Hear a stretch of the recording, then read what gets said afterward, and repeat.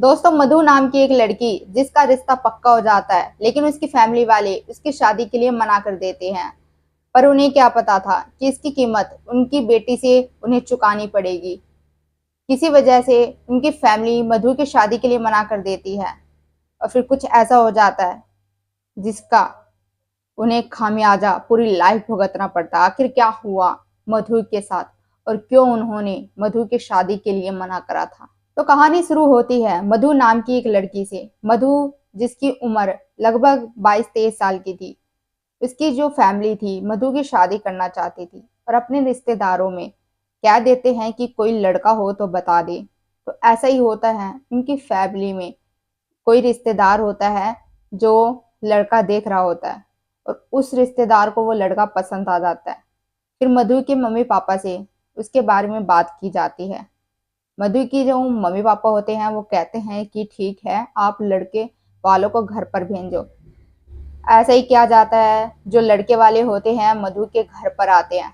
फिर जो भी रस्म होते हैं वो पूरी की जाती है। एक दूसरे को देखा जाता है। उसके बाद बात पक्की हो जाती है। लड़के और लड़की एक दूसरे को पसंद कर लेते हैं और फिर उसके 2-3 दिन बाद जो मधु के मम्मी पापा होते हैं वो पंडित जी को कुंडली दिखाते हैं।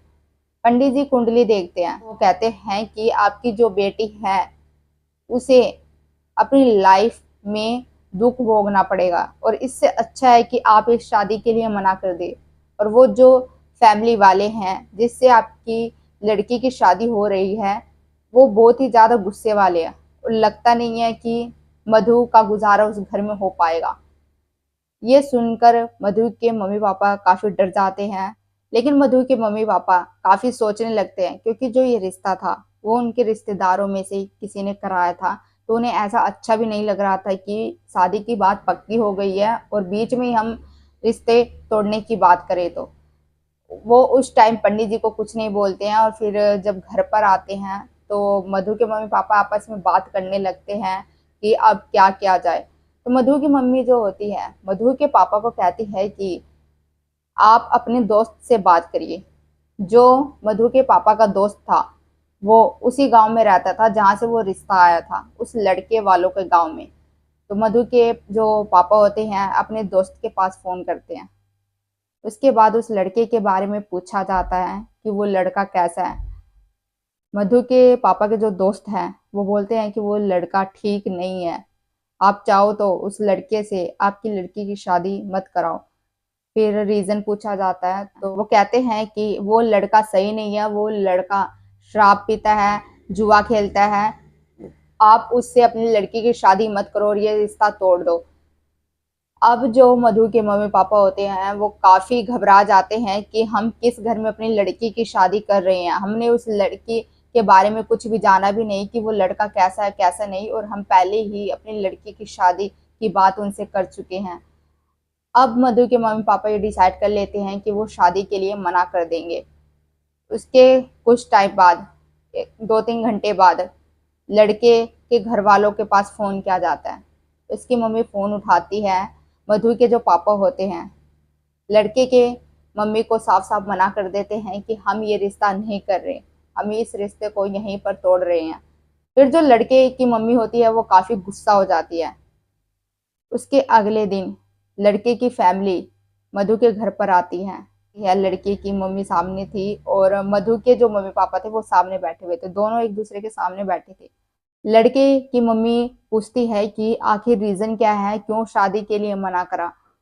मधु के पापा बोलते हैं कि आपने अपने लड़के के बारे में हमें कुछ बताया नहीं था कि ये शराब पीता है, जुआ खेलता है और हम इस घर में अपनी लड़की की शादी नहीं करेंगे। उस लड़के की मम्मी काफी गुस्सा हो जाती है और कहती है कि अगर ये बात थी तो आप हमें पहले ही बता देते, आपने ये बात पहले क्यों नहीं बताई कि आपको शादी नहीं करनी थी मेरे लड़के से।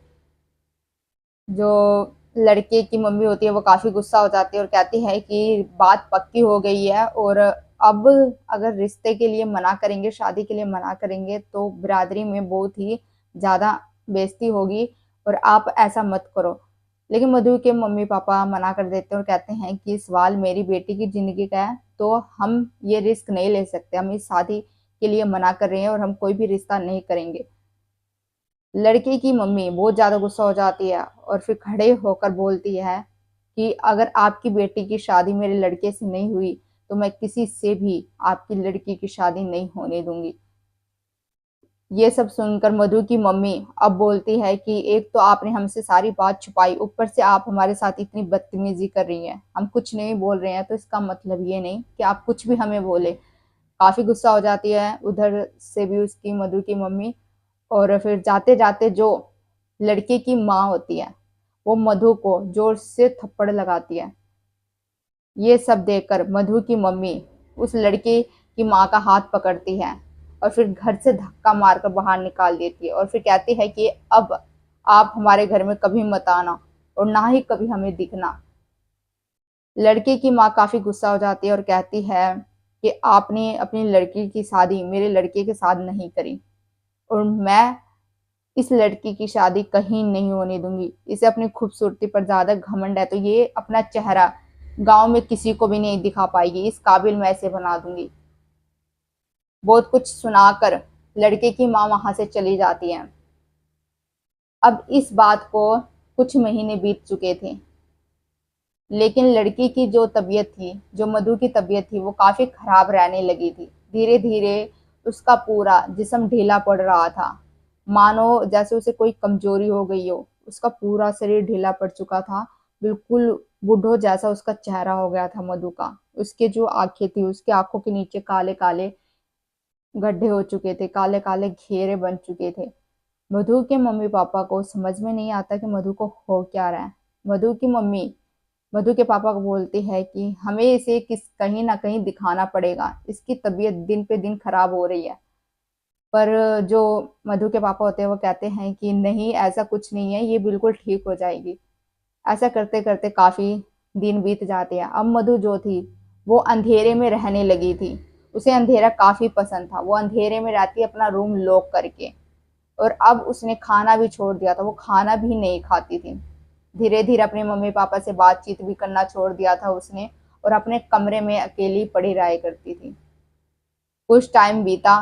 अब उसके शरीर की वो हालत हो गई थी कि वो अपनी जगह से दूसरी जगह पर भी नहीं उठ सकती थी। उसने अब नहाना भी छोड़ दिया था।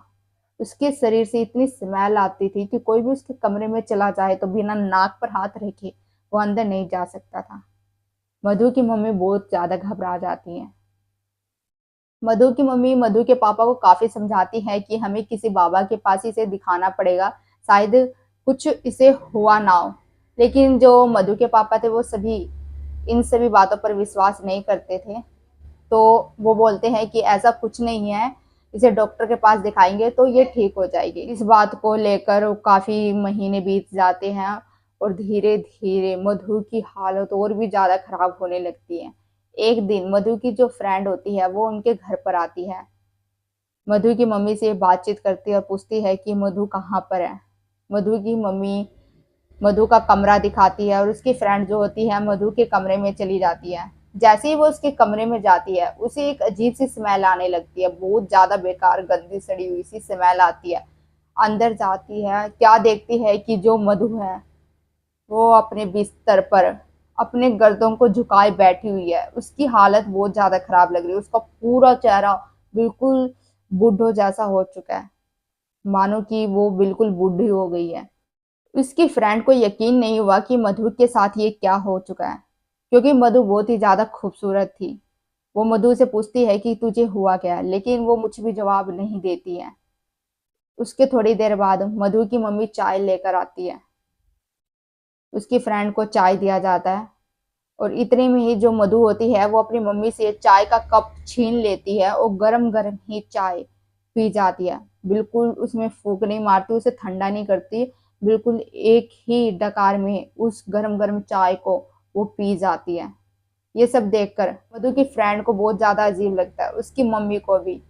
अब दोनों जने उसके कमरे से बाहर निकल जाते हैं। मधु की फ्रेंड बाहर निकलकर मधु की माँ को कहती है कि मुझे मधु सही नहीं लग रही है, मुझे ऐसा लग रहा है कि इसके ऊपर किसी ने कुछ टोटका कर रखा है, आप इसे कहीं पर दिखाते क्यों नहीं हो। फिर उसकी जो मम्मी होती है वो कहती है कि मैंने मधु के पापा को कितनी बार कहा कि इसे कहीं दिखाते हैं, लेकिन वो कहीं दिखाते ही नहीं है क्योंकि वो इन सब बातों पर विश्वास नहीं करते। मधु की फ्रेंड बोलती है कि मेरी जानकारी में एक बाबा है, आप चाहो तो वहां पर मधु को दिखा सकते हैं। मधु की फ्रेंड बोलती है कि मधु वहां जाने के लिए मना भी कर सकती है आपको। आप मंदिर में रखे उस सिंदूर को उसके माथे पर लगा देना, जिसकी वजह से वो अपने आप को काबू कर पाएगी और उस पर जो शक्तियां हावी होगी वो उस वक्त उसका कुछ नहीं बिगाड़ पाएगी। इतना सब कुछ कहकर मधु वहां से निकल जाती है। अब मधु की मम्मी मधु के पापा को सारी बात बताती है। वो डिसाइड करते हैं कि वो मधु को उस बाबा के पास ले जाएंगे। ऐसे ही किया जाता है, मधु को उस बाबा के पास ले जाया जाता है। वहां पर मधु को दिखाया जाता है। जो वो बाबा थे मधु की हालत देखकर समझ जाते हैं कि इसके ऊपर किसी ने टोटका कर रखा है। मधु का इलाज किया जाता है। जो बाबा थे उनके हाथों में नींबू था। नींबू में वो 2 लौंग डालते हैं। जब वो नींबू में 2 लौंग डालते हैं तो मधु जोर से चिल्लाती है, बहुत ज्यादा जोर से, जैसे उसे काफी दर्द हो रहा है। मधु की मम्मी बाबा से बोलती है कि इसे क्या हो रहा है। बाबा मधु की मम्मी को मना कर देते हैं और कहते हैं कि आप बीच में मत बोलो। मधु को मैं बिल्कुल ठीक कर दूंगा, आपकी बेटी यहाँ से बिल्कुल ठीक होकर ही जाएगी। मधु की मम्मी कुछ नहीं बोलती, चुपचाप वहीं पर एक जगह बैठी रहती है। मधु का इलाज किया जाता है। उसके बाद जो बाबा के पास भभूत था उस भभूत को हाथ में लेते हैं। उस भभूत को लेकर मधु के माथे पर लगाते हैं। इतने में ही मधु को उल्टी आती है, बहुत जोर से उल्टी आती है। वो जो उल्टी थी वो इतनी गंदी थी, बहुत ही ज्यादा उसमें से स्मेल आ रही थी। वो उल्टी वहीं पर कर देती है। मधु वहां पर बेहोश हो जाती है। बाबा के पास गंगा जल होता है। उस गंगा जल को लेकर वो मधु के मुंह पर छिड़के मारते हैं उस पानी की बूंदों का। उसके बाद उसे होश आ जाता है। मधु को गंगा जल का पानी दिया जाता है पीने के लिए। मधु उस पानी को पी लेती है। जैसे ही वो उस पानी को पीती है तो उसके मुंह से काला रंग का धुआं बाहर निकल कर आता है। मधु के मम्मी पापा ये सब देखकर डर जाते हैं कि उनकी बेटी को हुआ क्या था, ये सब ऐसे कैसे, मतलब उन्हें भी यकीन नहीं हुआ कि उनकी बेटी को हो क्या रहा है। उसके बाद मधु बिल्कुल ठीक हो जाती है, बिल्कुल जैसे थी बिल्कुल वैसे ही हो जाती है। मधु की मम्मी बाबा से पूछती है कि मधु को हुआ क्या था। बाबा कहते हैं कि कुछ साल पहले आपके घर में एक लड़के का रिश्ता आया था और आपने उस रिश्ते के लिए मना कर दिया था। उसके वजह से जो उनकी फैमिली थी, जो उसकी माँ थी, आपके घर के बाहर एक काला जादू करा था, काला टोटका करा था।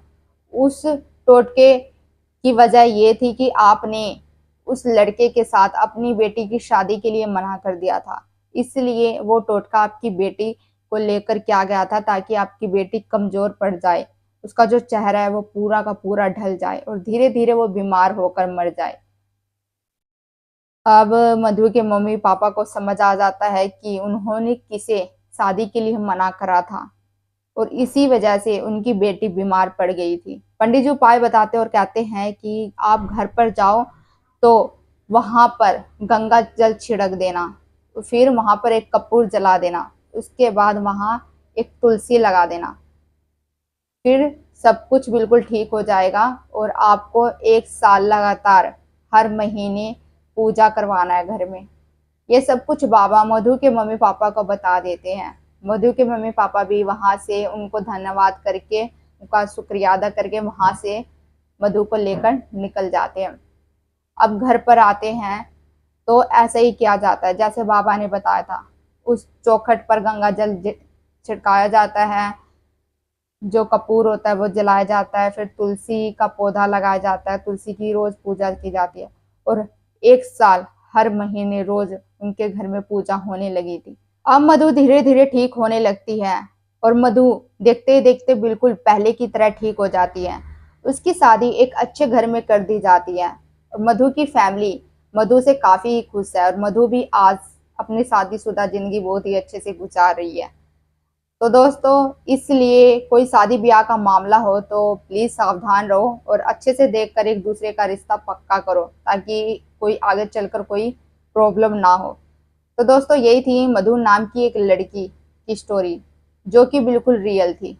अगर आपको अच्छी लगी हो तो लाइक कर देना, शेयर करना एंड सब्सक्राइब करना दोस्तों। मिलेंगे एक और नए हॉरर स्टोरी में, तब तक के लिए आपका बहुत बहुत धन्यवाद दोस्तों।